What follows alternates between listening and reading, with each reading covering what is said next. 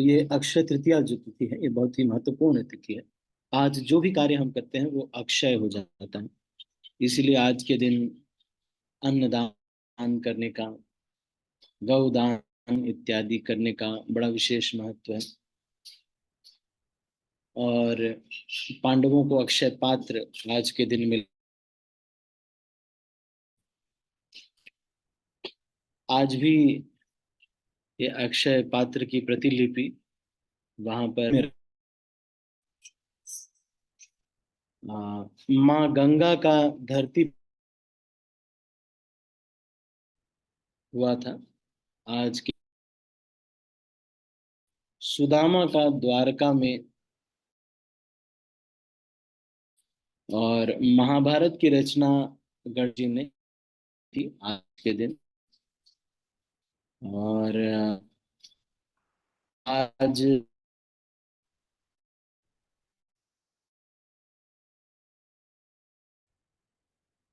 अ, बद्रीनाथ जो धाम है उसके गेट आज खोले जाते हैं अक्षय तृतीया के दिन।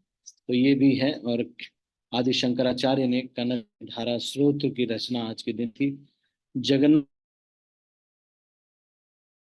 भी आज के दिन बनाना प्रारंभ किया।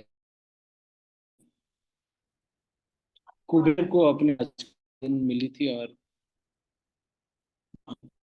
प्राकट्य के दिन हुआ था। इसके साथ साथ चंदन यात्रा ये शुरू होती है आज से। तो आज के दिन जो भी कार्य किया जाता है वो अक्षय हो जाता है। सबसे महत्वपूर्ण कार्य हम वैष्णवों के लिए, शिल प्रभुपाद के जो अनुयायी हैं उनके लिए है हरे कृष्ण महामंत्र का जप करना। तो सबसे महत्वपूर्ण कार्य है भगवान के नाम का जप करना। इसलिए सबसे पहले सबसे महत्वपूर्ण कार्य को करना चाहिए। तो भगवान के नाम का जप आज जो भी करेंगे वो फल अक्षय। वैसे तो आध्यात्मिक जितने भी कार्य होते हैं वो सब अक्षय हो जाते हैं, लेकिन आज जो अक्षय तृतीया तिथि है इस दिन के लिए कोई मुहूर्त देखने की आवश्यकता नहीं होती। आज दिन भर मुहूर्त होता है, और कोई भी फंक्शन आज के दिन किया जा सकता है। जैसे कि आप लोग जानते हैं ये जो अक्षय तृतीया है ये अम,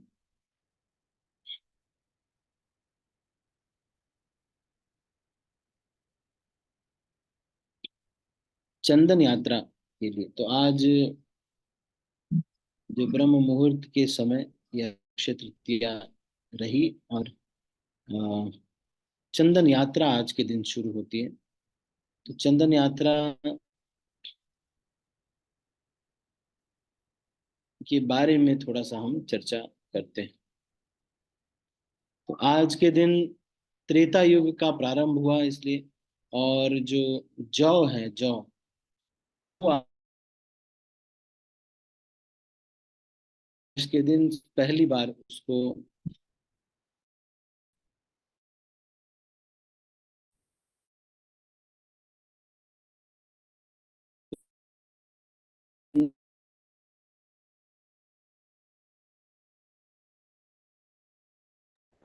प्रभु जी आवाज नहीं आ रही आपकी।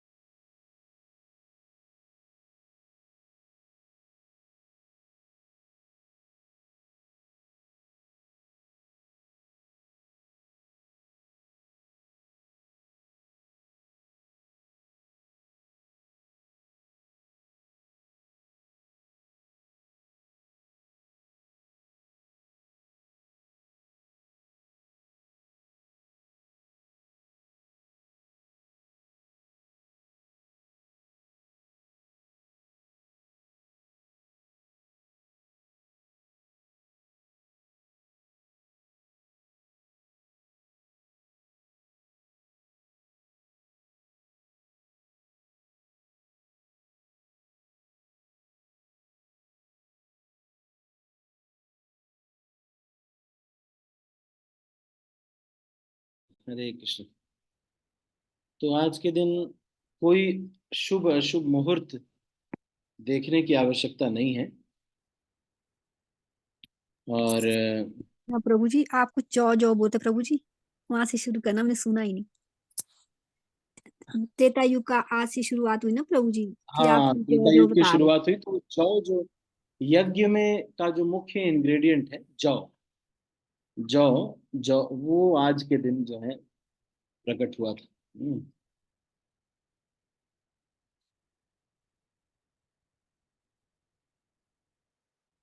तो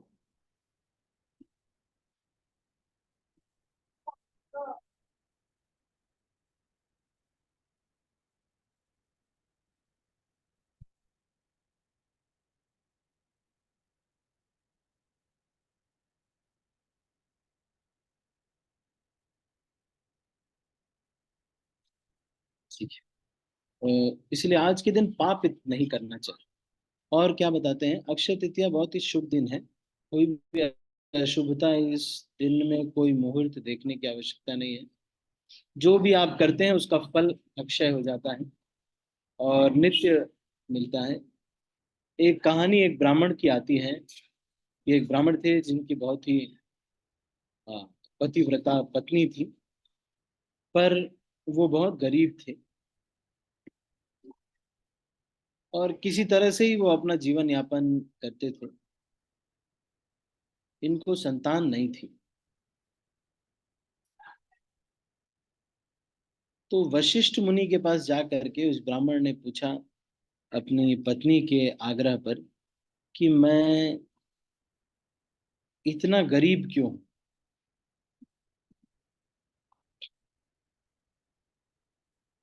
तो वशिष्ठ मुनि ने उनको बताया कि पिछले जन्मों में तुम बहुत अमीर थे और तुम्हारे बहुत सारे पुत्र पुत्रियां इत्यादि थे, पर तुम बहुत कंजूस थे। तुम अपने बच्चों के लिए भी ठीक से खर्च नहीं करते थे।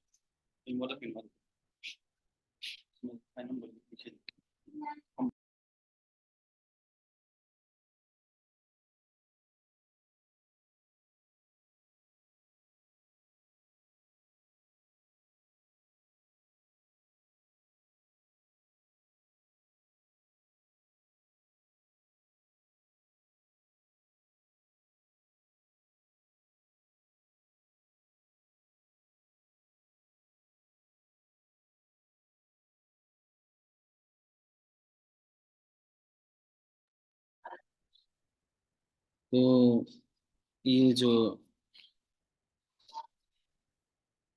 तो इन्होंने पूछा वशिष्ठ मुनि से कि आप इतने गरीब क्यों, मैं इतना गरीब क्यों। हम्म, तो वशिष्ठ मुनि ने बताया कि तुम पिछले जन्म में तुम्हारी बहुत अच्छी पत्नी थी, तुम बहुत अमीर थे, लेकिन तुम अपने बच्चों तक के लिए भी खर्च नहीं करते थे, बड़े कंजूस थे।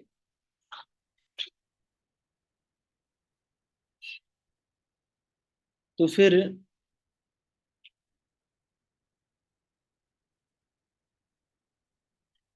उन्होंने कहा कि लेकिन मेरी पत्नी अभी भी बहुत अच्छी है, ऐसा क्या मैंने किया था। तो उन्होंने कहा कि तुमने वैशाख महीने के अंतिम 5 दिन कुछ व्रत किया था, जिसकी वजह से तुम्हें ब्राह्मण का जन्म और अच्छी कुलवती पत्नी मिली है।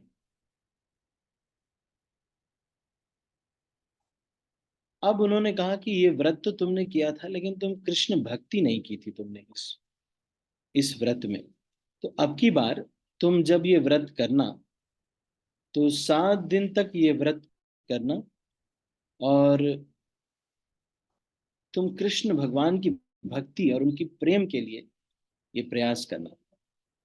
तो फिर भगवान इससे प्रसन्न होकर उनको आपको सब कुछ प्रदान करेंगे।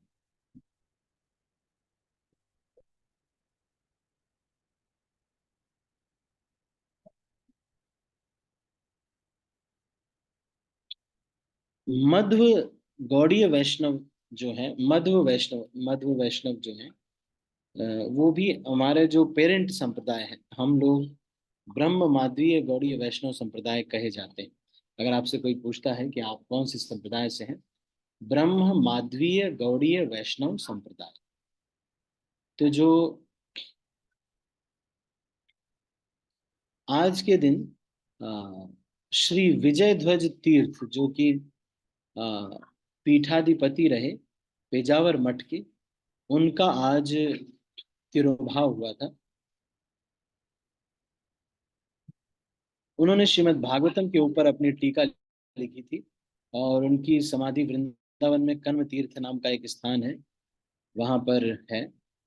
जब वो पेजावर मठ में थे तो वहां पर एक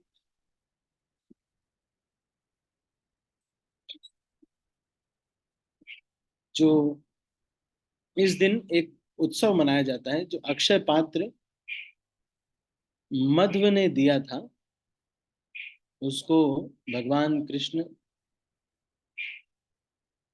उसको जो है पूजा किया जाता है। तो ये जो अक्षय पात्र है, इसके बारे में बताया जाता है कि जब द्रौपदी कुछ इस पात्र में बनाया करती थी, और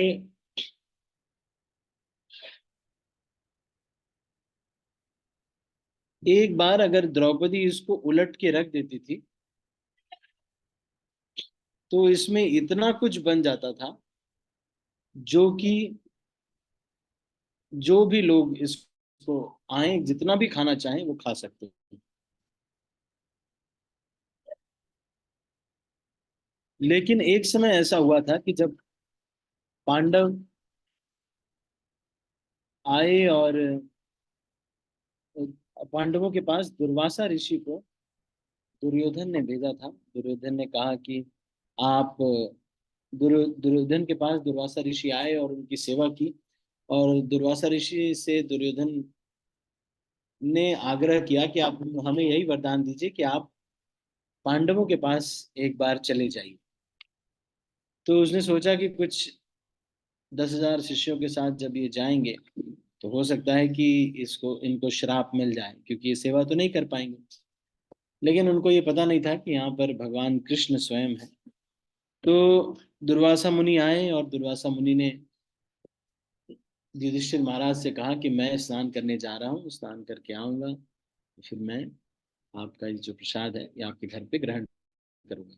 10,000 शिष्यों के साथ आए। अब द्रौपदी बहुत परेशान हो गई कि कैसे कुकिंग करें, क्या करें। तो द्रौपदी को तो कुछ सूझा नहीं। उन्होंने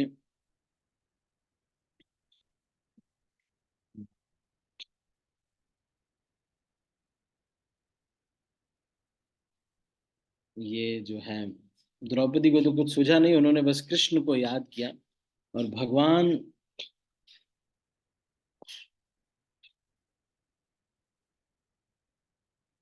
भगवान कृष्ण फिर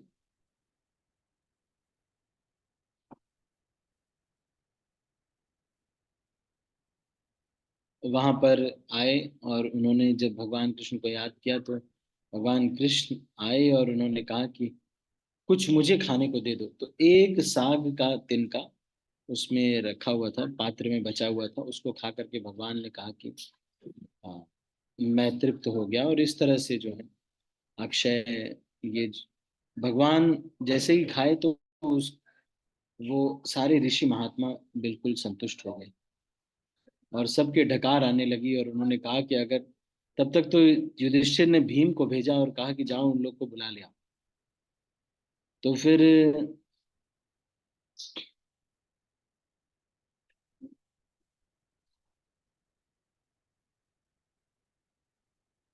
दुर्वासा मुनि ने सोचा कि अब अगर भीम बहुत इस तरह से हमको बुलाने आया है, तो फिर हम वहां पे जाएंगे और कुछ खा नहीं पाएंगे। इससे अच्छा है कि हम लोग चलते हैं। तो उधर ही से वो चले जाते हैं।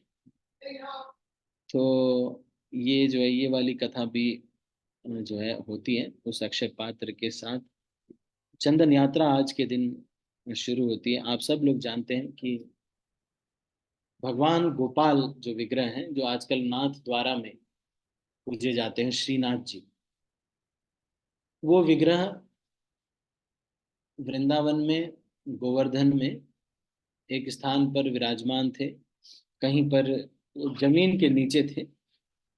और माधवेंद्र पुरी जब वहां परिक्रमा करने के लिए आए तो उनके स्वप्न में भगवान आए और उन्होंने कहा कि मैं यहाँ पर दबा हुआ हूँ, जब औरंगजेब का आक्रमण हुआ था तो पुजारियों ने मुझे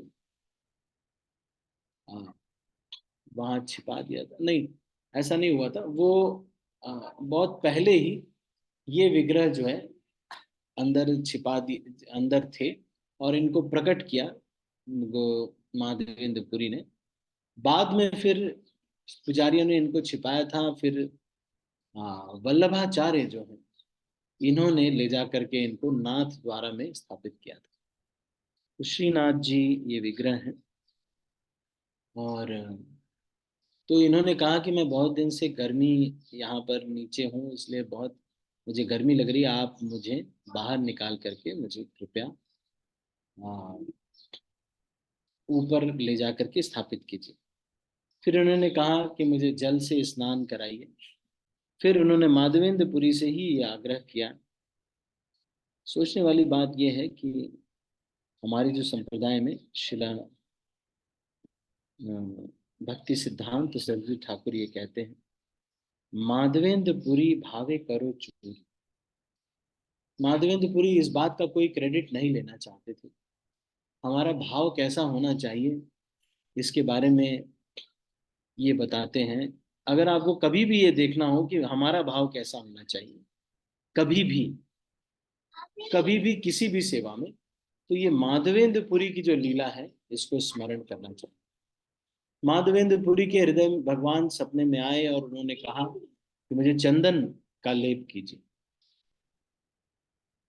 तो चंदन लेने के लिए माधवेंद्रपुरी पैदल ही निकल गए। माधवेंद्रपुरी अयाचक साधु है। अयाचक साधु का मतलब कभी किसी से कुछ मांगते नहीं। अगर कोई दे दिया या कुछ कर दिया तो ठीक, नहीं दिया तो कुछ मांगते नहीं, भूखे ही रह जाएंगे पर मांगेंगे नहीं अपने। उस समय ऐसे साधु हुआ करते थे। तो माधवेंद्रपुरी निकल गए भगवान के लिए चंदन लाने के लिए। जगन्नाथपुरी पहुंचे। जगन्नाथपुरी के राजा को जब ये पता चला कि ये भगवान के लिए, गोपाल जी के लिए चंदन लेके जा रहे हैं, तो उन्होंने 40 किलो चंदन वहां से दिया और उनके साथ कुछ लोगों को भी दिया कि वो चंदन आप लेके जा सके।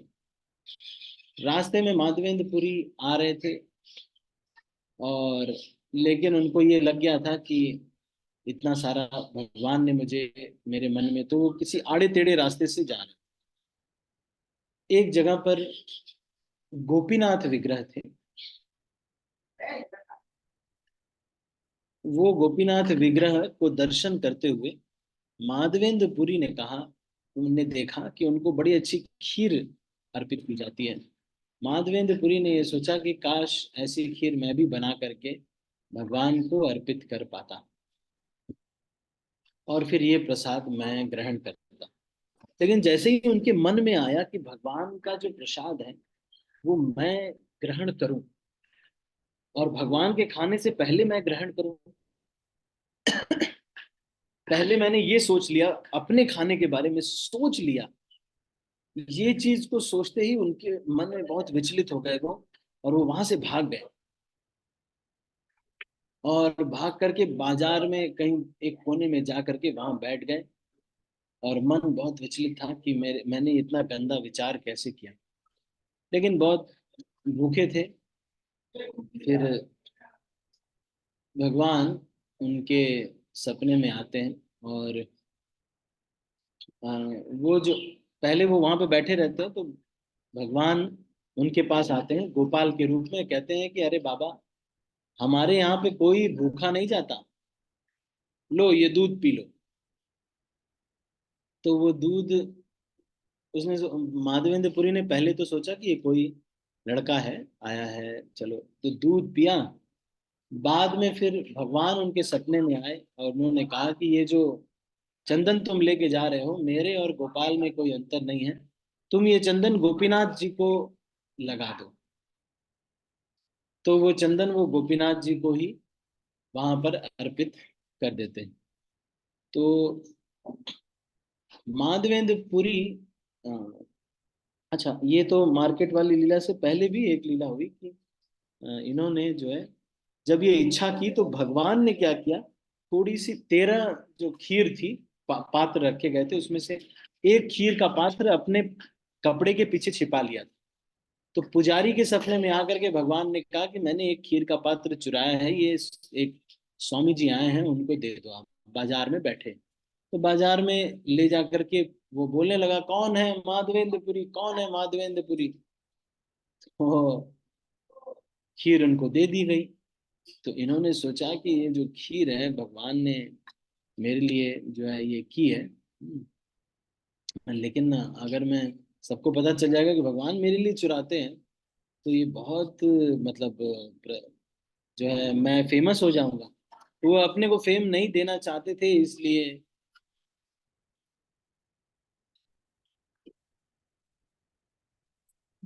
तो हमारे एक ब्रह्मचारी हैं, वो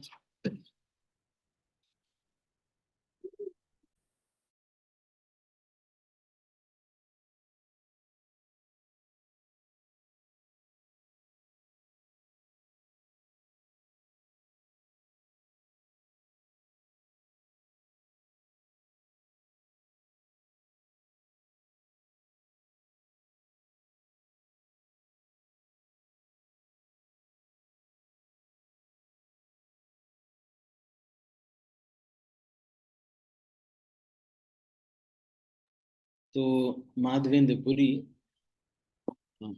अपने लिए यश नहीं चाहते थे, थोड़ा सा भी अपना नाम नहीं लेना चाहते। मैंने ऐसे भक्तों को देखा। एक बार हिज ग्रेस अजन्मा कृष्ण प्रभु को मैंने देखा। मैंने नया नया मैं था, जुड़ा था, तो बैठे हुए थे, तो मैंने कहा कि प्रभु जी आप का एक फोटो ले लें। तो उसमें नया नया फोटो लेने का वो छोटा वाला फोन होता था, बहुत ही छोटा जो फोन नहीं आता उसमें, फिर भी तो ये 1,000 रुपए का फोन होता था। तो मैंने कहा कि प्रभु जी आपकी फोटो ले लें, तो कहते कि नहीं नहीं नहीं नहीं, मेरी फोटो मत लीजिए, मेरी फोटो मत लीजिए, बार बार जो है कहते मेरी फोटो मत लीजिए। बड़ा मैं, कुछ वक्त ऐसे हैं जरूर जो कि अपने यश के लिए थोड़ा सा भी प्रयास नहीं करते हैं, इतना सा भी मतलब प्रयास नहीं करते हैं। अब ये हमको देखना पड़ेगा, अपने स्तर पे देखना पड़ेगा कि अपने यश के लिए इतना सा भी प्रयास न करके जीवन जीने का कुछ आनंद होगा जो माधवेंद्र पुरी प्राप्त कर रहे हैं। तो हमारे एक ब्रह्मचारी भी हैं, विष्णु गौर प्रभु, मेरे साथ रहते थे, अभी तो उनको फिरोजाबाद मंदिर का इंचार्ज बना दिया गया। तो वो लगभग 400-500 बार मुझे मैंने देखा है। तो वो बार बार वही लीला पढ़ते थे, माधवेंद्र पुरी वाली लीला पढ़ेंगे, बार बार वही लीला पढ़ेंगे और रोएंगे। और बार बार वही चैतन्य चरितामृत में आती है, तो वही लीला पढ़ेंगे और रोएंगे, फिर पढ़ेंगे फिर रोएंगे, फिर पढ़ेंगे फिर रोएंगे। अरे, तो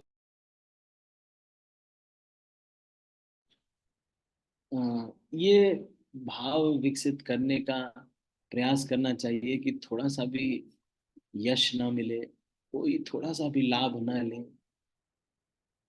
हमसे इतना हो नहीं पाता है। मैं भी बहुत तो प्रयास करता हूँ, लेकिन बहुत ज्यादा भी प्रयास नहीं करता। मैं भी इतना शुद्ध भक्त नहीं, इन सब चीजों से पता चलता है कि हम इतने शुद्ध भक्त नहीं है। कुछ चीजें आवश्यकता भी हो जाती हैं कभी कभी, कुछ कुछ कारणों से थोड़ा रहता भी है, तो मैं कई बार कुछ चीजों को कह देता हूँ, जैसे कि कई बार।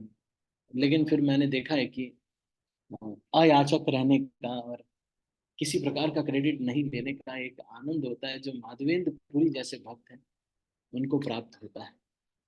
मतलब कृष्ण की सेवा में कृष्ण के लिए ही सब कुछ हो, अपने लिए कुछ भी ना हो।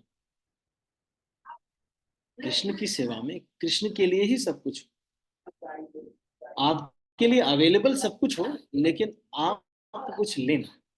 तो उन्होंने फिर वो चंदन भगवान को अर्पित कर दिया, और वो जो खीर भगवान ने चुराई थी, जब वो जा करके उनको मिली,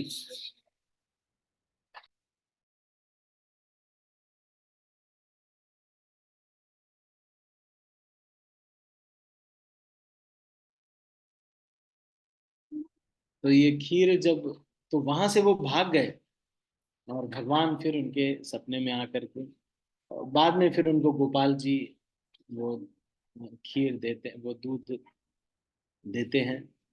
माधवेंद्र पुरी उस पात्र, दूध भी पी जाते हैं, और बाद में उस पात्र की जो मिट्टी है उसको भी थोड़ा थोड़ा करके खा जाते हैं, कि भगवान ने इसको दिया है मुझे। उनका भाव इतना अच्छा है। काश हमारे अंदर भी ऐसा भाव आ पाता कि निस्वार्थ भाव से भगवान की सेवा कर पाते।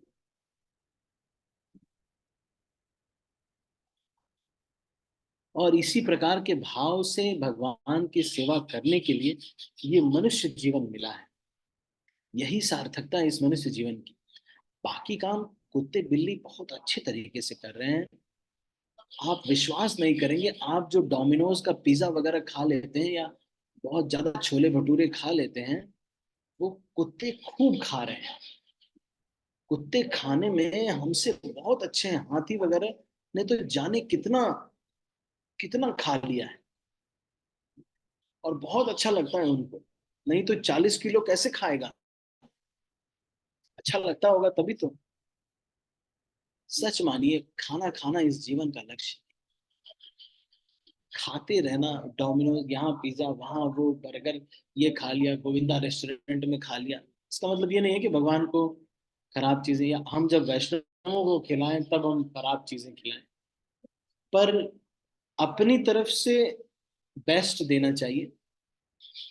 पर जो हमको अपने आवश्यकता के अनुसार देखना चाहिए। पर वास्तव में जो भी कार्य हम करते हैं, संतान उत्पत्ति हो, विवाह है, जितने भी कार्य इस संसार में हैं, ये सब कार्य करने के लिए हम बने नहीं थे। हम तो कृष्ण के माधवेंद्रपुरी के भाव में सेवा करने के लिए, कृष्ण की सेवा करने के लिए बने। तो हमको ये प्रयास करना चाहिए कि हम इस प्रकार से सेवा करें जैसा कि माधवेंद्रपुरी ने किया।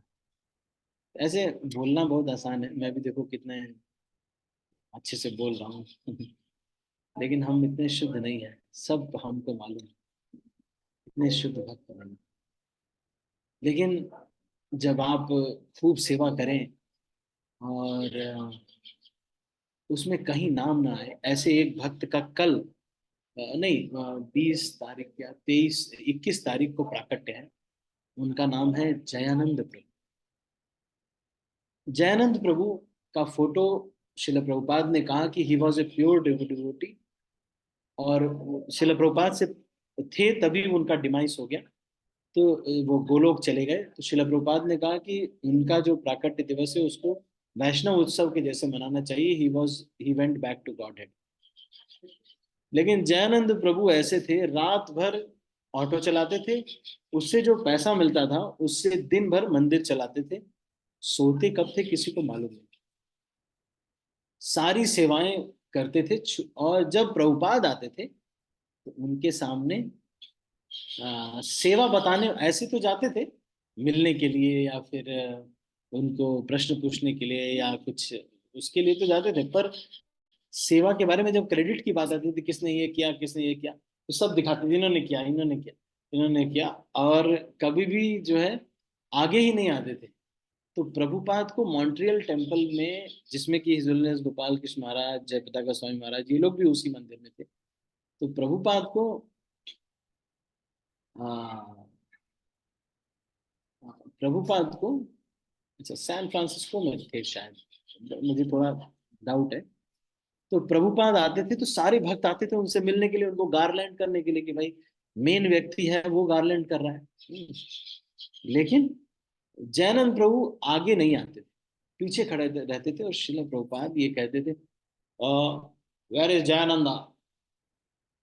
और वो कहीं पर नाली साफ कर रहे होते थे, या कोई ऐसा कार्य कर रहे होते थे जो कोई नहीं किया होता।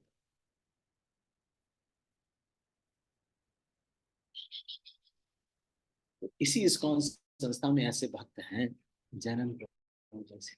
एक बार मैंने इसके ऊपर एक सीरीज ली थी, करंट वैष्णव आचार्य के ऊपर। तो उसमें हमें सबसे पहले जो डिस्कस किया था वो जैनंद प्रभु के बारे में डिस्कस किया था। जैन प्रभु के जीवन के बारे में। तो आज कल कभी ये सीरीज हम भी चर्चा करेंगे, अपने यहाँ पर भी चर्चा कर सकते हैं। पर माधवेंद्र पुरी का जो भाव है उसको देखिए। माधवेंद्र पुरी का भगवान इंतजार कर रहे हैं कि वो आएगा तभी मुझे चंदन लगेगा। बाकी लोग परिक्रमा पे परिक्रमा करे जा रहे हैं, करे जा रहे हैं, करे जा रहे हैं। इसका मतलब ये है कि माधवेंद्र पुरी ने जहां पर भी वो रह रहे होंगे वहां पर इतनी ईमानदारी से साधना की होगी, इतने अच्छे से भजन किया होगा कि माधवेंद्र पुरी का इंतजार भगवान कर रहे हैं कि जब वो आएगा तब उसी से चंदन मंगवाएंगे। बाकी लोग चाहे खली ही क्यों ना हो, लेकिन उससे चंदन भगवान नहीं लेते। दूसरा चीज ये सीखने की बात है कि भगवान केवल और केवल अपने भक्त से सेवा लेना चाहते हैं, और किसी व्यक्ति से सेवा लेना नहीं चाहते। भक्ति भक्त्या माम अभिजान, भगवान अपने भक्त का इंतजार करते हैं, उसी से सेवा लेते हैं। और किसी व्यक्ति से भगवान को सेवा लेने में रुचि नहीं है। सेवा तो भगवान के पास क्या पैसे की कमी है, किसी भी चीज की कमी नहीं। लेकिन कोई भक्त से सेवा लेना चाहते हैं, जैसे कि सनातन गोस्वामी से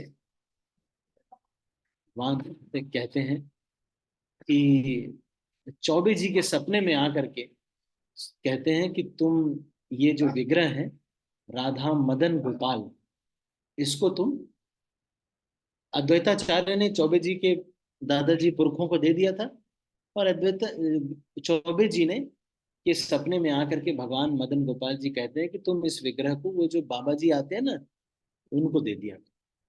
सनातन गोस्वामी को जब ये विग्रह मिले तो सनातन गोस्वामी ने उनको बाटी खिलाना शुरू किया जो उनके पास होता था।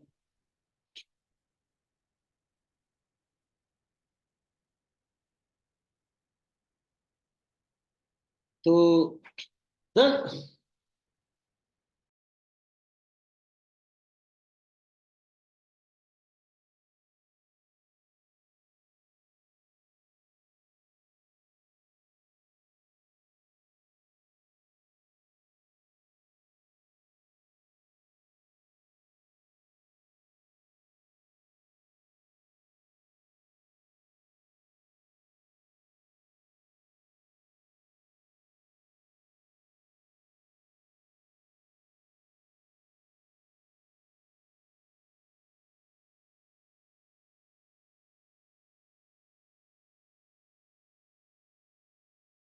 तो सनातन गोस्वामी बाटी खिलाते थे तो भगवान उनसे आग्रह करते हैं कि भाई इसमें थोड़ा सा नमक डाल दिया करो। मैं ये सोच रहा था कि चौबे जी के यहाँ तो इतना पकवान भी मिल रहा था, और बहुत कुछ और भी बहुत सारे लोग होंगे जो कि बहुत सारे पकवान बनाते होंगे, लेकिन भगवान अपने भक्त का इंतजार करते हैं कि कब मेरा कोई भक्त आएगा और मुझे नमक वाली बाटी देगा। देख रहे हैं ये कितने कितने ऊंचे भाव होंगे। इसका मतलब ये है कि बाकी दिन भर में वो कितना ईमानदारी से भजन करते होंगे, तभी तो भगवान उनसे ही सेवा लेना चाहते हैं। वो सेवा जब एलोकेट हुई तब नहीं, बाकी दिन, बाकी सब दिनों में कितनी ईमानदारी से। तो ये जो छोटी सी ईमानदारी जो वर्ड है, कृष्ण से ईमानदार रहना, to be honest with the परमात्मा, परमात्मा से ईमानदार रहना। ये जो व्यक्ति परमात्मा से ईमानदार है, मन चंचल हो रहा है लेकिन चौबीसों घंटे वो परमात्मा से ईमानदार है, मालूम है परमात्मा देख रहे हैं। वो ईमानदारी कितनी उन्होंने की होगी, इसकी वजह से भगवान इंतजार कर रहे हैं अपने भक्त का कि इनसे मैं सेवा लूं। ठीक है, तो अभी हम इसको यहीं पर समाप्त करते हैं। आज हमने माधवेंद्र पुरी के बारे में चर्चा किया। अभी थोड़ी देर में मुझे निकलना होगा यहाँ से। मेरी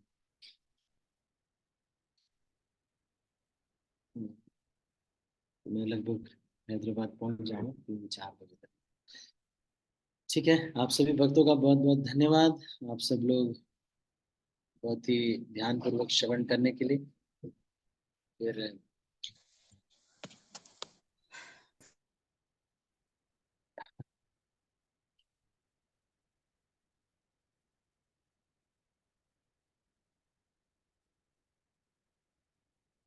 ठीक है, तो अभी हम इसको यहीं पर समाप्त करते हैं। आप सभी भक्तों का बहुत बहुत धन्यवाद। हरे कृष्णा, श्रील प्रभुपाद की जय। यदि किसी के मन में कोई प्रश्न है तो आप बोल सकते हैं। कोई एक कुछ कहना चाहते हैं या फिर आप कुछ बोलना चाहते हैं? किरण माता जी, यस माता जी, बताइए। हरे कृष्णा प्रभु जी, दंडवत प्रणाम प्रभु जी। मैं भारी मन से एक बात पूछना चाहती प्रभु, मुझसे मुझसे कोई पूछ रही थी, मुझसे ये पूछ रही थी कि जब मतलब शरीर से भगवान निकल जाते हैं तो शरीर तो अकड़ जाता है, फिर इस्कॉन में ऐसे करके मतलब प्रभु जी को कैसे बिठाल दिया और कैसे भी इनके पैर मोड़े थे प्रभु, मुझे ये बता दो ना, मुझे बताना है प्रभु जी को कैसे बिठाला था। हरे कृष्णा प्रभु जी, दंडवत प्रणाम।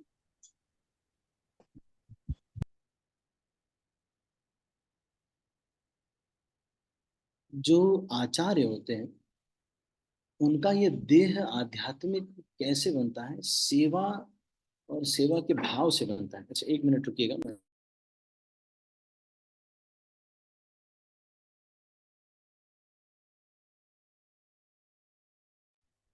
हरे कृष्णा प्रभु जी, दंडवत प्रणाम।